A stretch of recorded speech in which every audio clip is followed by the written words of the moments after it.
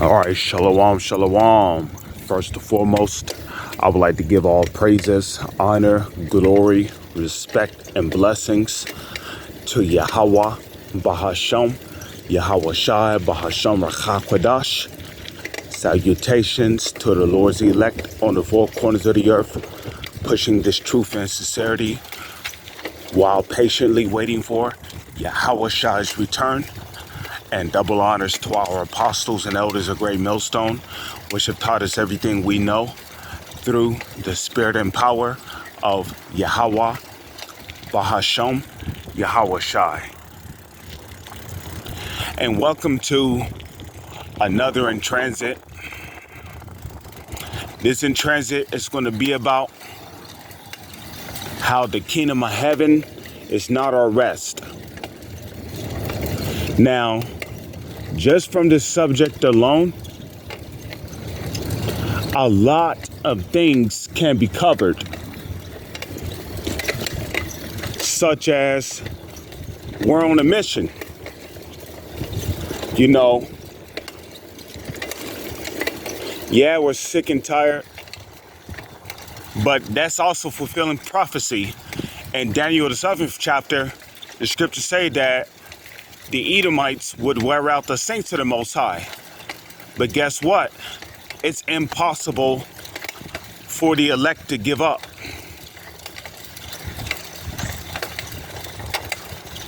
And we know that it's impossible for the elect to give up because of prophecy. You see how powerful prophecy is? The testimony of Yahweh Shai is the spirit of prophecy. You see, we know that the elect are going to endure until the end. You know, they're not going to just stop going out on the highways and hedges because, you know, they're sick and tired of it. No, they're going to keep on praying. They're going to keep on hastening the day.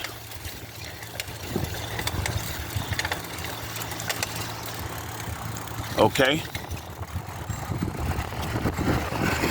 They're going to keep on hastening the day for Yahweh Shai's return. Okay? And they're not going to stop. They're going to keep going out on the highways and hedges. They're going to keep on doing videos until the famine of the word. And even when Jacob's trouble comes, even when the elect are in prison, even when they're locked up, even when they know they're about to die, they're not going to give up. And why would the elect give up when they know they're about to die, knowing that the Lord is going to bring them back to life anyway in a glorious manner? We know that according to the book of Revelation, the 7th chapter, we know, and also we know that according to the book of 2nd Corinthians, or it could be 1st Corinthians or 2nd Corinthians, the 15th chapter. We know that new bodies are waiting for the Lord's elect. And in those bodies, the elect will be perfect. They will be perfected, which will also fulfill the book of Revelation. I would like to say the 22nd chapter, where it says that Yahweh Bahasham, Yahweh Shai shall wipe away all tears from their eyes, and there shall be no more pain nor sorrow. You see, we're going to experience that if we're of the elect. We hope to be of the elect, correct? When Yahweh Shai returns, that's when we're going to experience that. But right now, we have a mission. But of course, you got coons, you got coons on this side who basically, they want it now. They're willing to bow the knee to the image of Baal and basically kiss the enemy's ass to have it easy in this society. Well, guess what? Read Amos chapter 6, verse 1. Okay? The Lord is not dealing with an Israelite who got it easy in this society. The Lord did not bring us here in captivity so we could, have it easy. No, the Lord brought us over here as a punishment. But our punishment is almost up, Jack.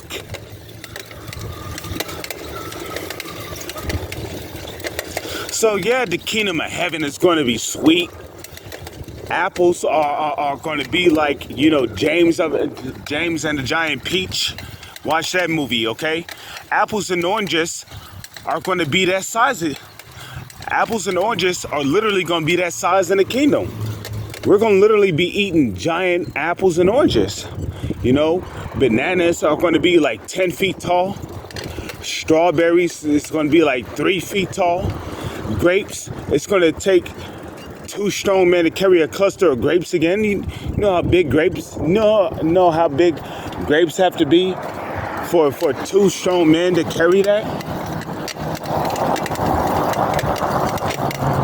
So grapes are going to go back to being huge in the kingdom as well. Air is going to be clean. Okay? There ain't going to be no more sidewalks or asphalt on the streets. No more air pollution. None of that. Okay? No more air pollution.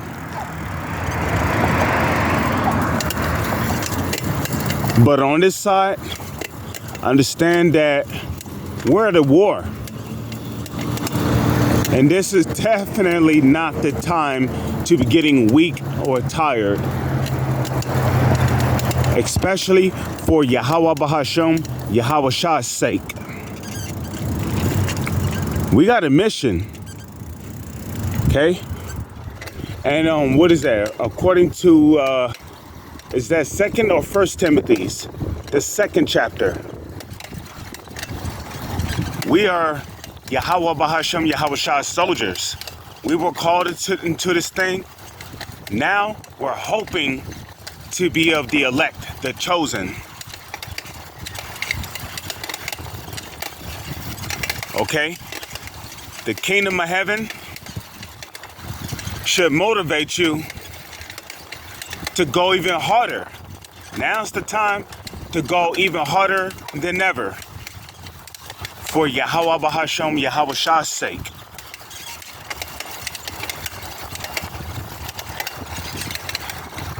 There's the car coming. But the kingdom of heaven, we're gonna love it. The kingdom of heaven is literally going to be our eternal happiness, excitement, joy. A lot of things, a lot of positive words you can think of. That's what the kingdom of heaven is going to be for Yahweh Bahasham, Yahweh Shah's people. Like right now, the reason why I'm riding my bike is because I'm about to head to work for a orientation. In the kingdom of heaven, we're not going to have to work.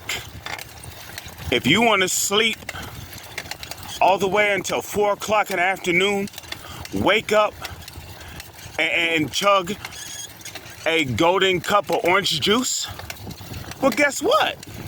You can do that in the kingdom of heaven. Okay? Let's just say if you wanted to get tipsy or, you wanted to drink some alcohol at 2 o'clock a.m., right?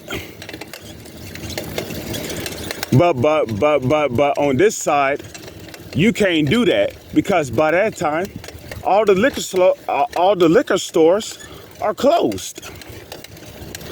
But in the kingdom of heaven, you're gonna have your own basement full of liquor. Like, you go inside of these liquor stores, correct? And you see all these wine bottles, you see all these liquors, but you got to pay so much money for them. You ain't gonna have to pay for shit in the kingdom of heaven in order to drink alcohol. You're not gonna have to spend $20 to drink wine, especially fine wine in the kingdom of heaven.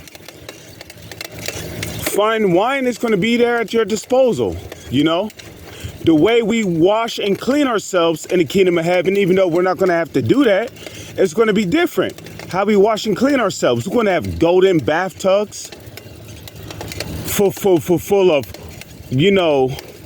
precious oils, essential oils, myrrh. We're gonna be smelling so good in the kingdom of heaven. Women and people are just gonna naturally want to be around us.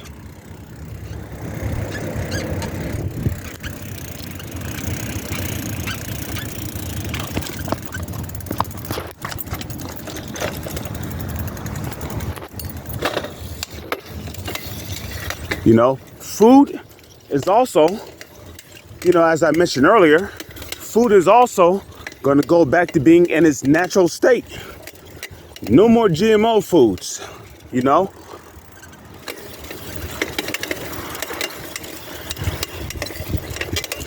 more GMO foods.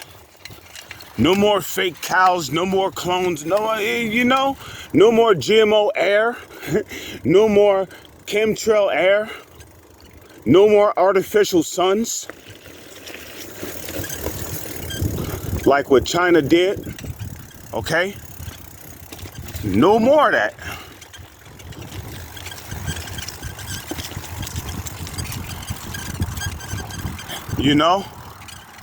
You wake up one day and you want to go inside the grocery store. You look at a can of corned beef hash, it's $3 something. But you only have like $2 in your wallet.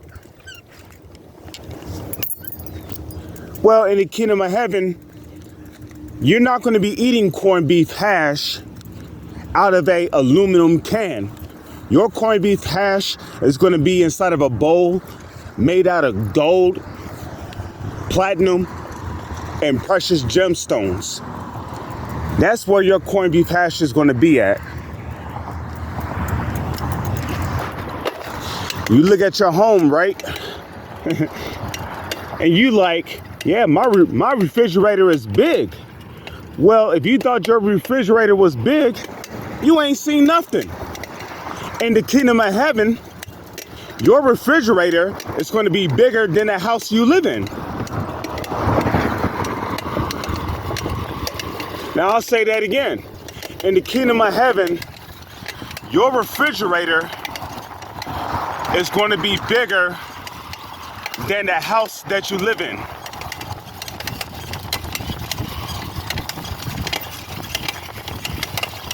And speaking of houses, we're not going to be living in houses in the kingdom.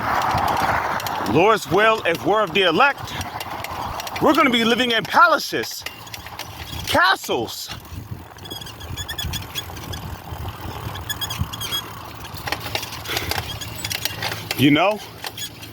You live with somebody, but they're noisy. Well, in the kingdom of heaven, you will have your own personal room where it's always quiet. You ain't got no women. Don't worry about it. In the kingdom of heaven, the Lord will give you as many women as you desire.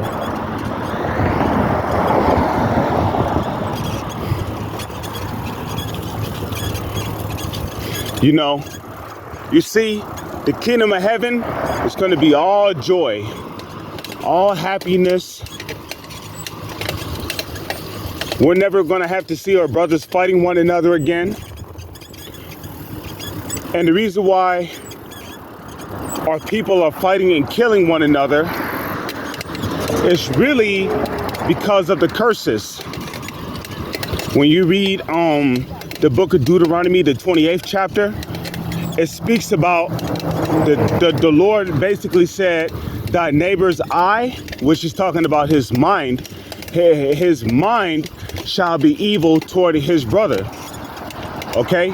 So the reason why our people are fighting, killing, jumping one another is really the fulfillment of Deuteronomy, the 28th chapter, which is the result of our disobedience and fearing the Lord. But Lord's will, if we're of the elect and we receive those glorious, beautiful bodies, we're never going to be disobedient to the Heavenly Father, Yahweh, or his son Yahweh again. Because like it says in Jeremiah, the 31st chapter, the Lord said that he will write his laws in our inward parts.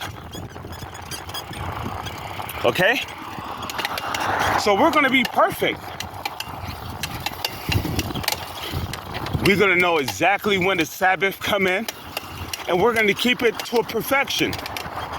No sex, no cooking, no working on the Lord's Sabbath. And I mean, ain't no Israelite going to be working in the kingdom. Okay, I'm just come out and say that. Ain't no Israelite going to be working or picking up sticks on the Sabbath in the kingdom of heaven. Okay, we're going to be perfect. Okay, and also the good news is that the 2/3 of our people, they are going to perish on this side, but they're going to come back in their perfection in the kingdom through the loins of the elect. So don't believe the doctrine when these false prophets tell you that, you know, when you die, you're going to go to hell. You know, the 2/3 of our people who perish on this side, they're going to be in hell. But meanwhile, you know, Esau, Edom, and the heathen nations are going to be in the kingdom of heaven. What? Nah, don't believe that shit. Because according to the book of Isaiah, the 14th chapter, what did the Lord say? He said he will have mercy on Jacob and will yet choose Israel. Oh, in Jeremiah, the 31st chapter, what did the Lord say? He said, for all Israelites shall know him, from the least to the greatest. So guess what? 2/3 of our people are going to perish on this side, but in the kingdom of heaven, they are going to come back through the loins of the elect. Okay? Furthermore, there's no such thing as hell where you burn forever. Okay? Otherwise, how the hell is reincarnation possible? You know? The Most High is just going to keep your spirit burning for all eternity, and it don't make no sense. And there's no such place as hell where you burn forever. Okay? There's no such place as hell where you burn forever.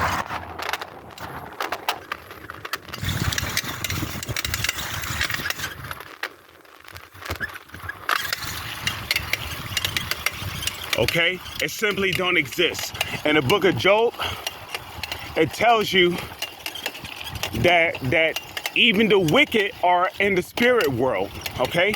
There's a such place called the spirit world. When you die,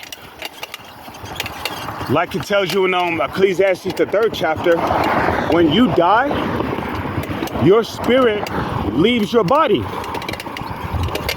and it goeth up to him that gave it. Okay? Who knoweth the spirit of man that goeth up? But the point is that there's no such place as hell where you burn forever. Whether if you're wicked or not, your spirit is in the spirit world when you die. Okay? So, in the kingdom of heaven, it's going to be all joy. Like, you see how I'm riding my bike right now? Going up this hill? Yeah, I'm suffering because I have to go up this hill while riding my bike. It is tiresome. It is tedious, even though it is good exercise. Good exercise for your cardio system. Good exercise for stamina. But in the kingdom of heaven, I'm going to be flying. I'm not going to be, well, I will probably still have a bike as a humble reminder. And I would probably be riding my bike in the kingdom of heaven. But what I'm saying is that in the kingdom of heaven, we're not going to have a bike. I mean, we are going to have bikes, but we're not going to have to ride our bike up hills just to get from destination A or B. We're not going to have to pay money in order to get on an airplane to get from point A to point B. We're going to have the ability to fly, teleport, if you will. Okay? But on this side, as soldiers of Yahweh Bahashem Yahweh Shai, we have a mission to do and to complete.